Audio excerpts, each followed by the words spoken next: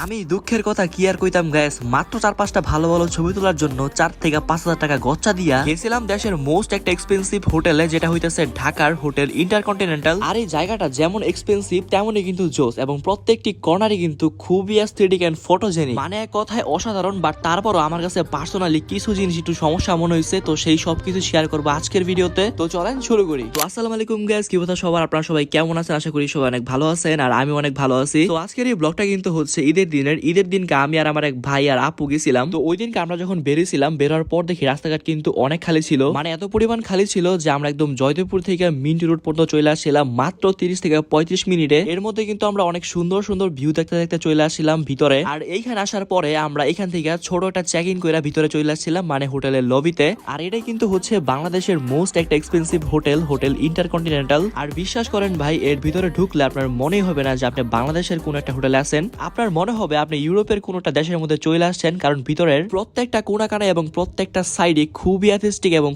খুবই ফটোজেনিক। এবং এই হোটেলের মধ্যে যে রেস্টুরেন্টটি আছে তার মধ্যে ঢুকলে আপনার একটা খুবই লাক্সারিয়াস ফিল হবে। সো তোমরা এই ভিডিওটা স্কিপ না করে দেখতে থাকো আর এনজয় করতে থাকো।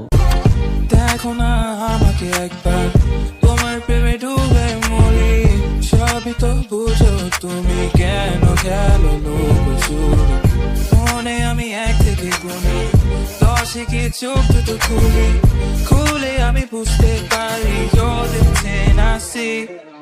আচ্ছা, তো এই তো গেল রেস্টুরেন্টের মধ্যে কিছু কিছু প্লেস, বাট পুরোটা কিন্তু এখনো ঘোরা হয় নাই। কারণ এই রেস্টুরেন্টের মধ্যে কিছু কিছু এমন জায়গা আছে যেখানে কোনো ছবি বা ভিডিও করা যায় না, ওইগুলা পুরোপুরি একদম রেস্ট্রিক্টেড। না হলে আপনাদেরকে খুব সুন্দর করে জায়গাগুলো দেখাতে পারতাম, বাট জায়গাগুলো কিন্তু খুবই জোস। আমি গেছিলাম ওইখানে। যাই হোক, এখানে আপনার এন্ট্রি নিতে হলে পার পার্সন প্রায় 2.5K করে এন্ট্রি ফি নিতে হবে, যেটা হচ্ছে একটা ঈদ উপলক্ষে ভাউচার। মনে হয় এটা ঈদ উপলক্ষে দিছে, কারণ এইটা সব সময় থাকে না। এবং আপনারা চাইলে এই ভাউচারের মধ্যে কিন্তু আপনারা খাবার অ্যাড করতে পারবেন। তো আমি এখানে থেকে নিয়েছিলাম কিছু পেস্ট্রি কেক আর নিয়েছিলাম ক্যাপাচিনো। বাট গাইস, বিশ্বাস করেন কেকটা ছিল একদম পুরা ফালতু, মানে একটু শক্ত কেমন জানি একটা, মানে টেস্টে ঠিক বুঝতে পারতেছিলাম না। মানে সত্যি কথা বলতে এখানে আমার ওয়েস্ট অফ মানি পুরা। বাট যাই হোক, অ্যাজ ইউজুয়াল কফিটা মোটামুটি চলে। এখানে সবকিছুই খুবই এক্সপেন্সিভ, সবাই জানি আমরা, বাট খাবারের স্বাদ তেমন একটা আহামরি না। তো এই ছিল আমার এইখানের ছোট্টখাট্ট একটা এক্সপিরিয়েন্স, এন্ড আমি আপনাদের উদ্দেশ্যে বলতে চাই আপনার পকেটের মধ্যে যদি হিউজ পরিমাণ টাকা থাকে, এন্ড আপনি যদি চান যে 4-5টা ছবি তুলবেন 5-6 টাকা খরচ কইরা, তাহলে আপনি এখানে যেতে পারেন।